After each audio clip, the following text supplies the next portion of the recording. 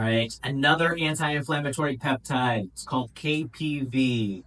This one has a lot of research on decreasing inflammation in the intestines or the gut.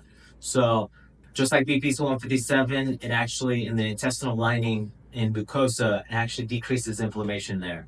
So irritable bowel syndrome, irritable bowel disease like Crohn's, ulcerative colitis, this one has a lot of research.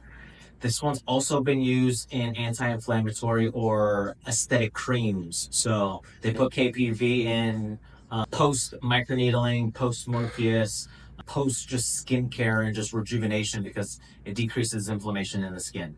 So interesting peptide. I mainly use it for the gut. When I use BPC-157 or KPV, if it's solely just intestinal lining and gut related, I'm using KPV.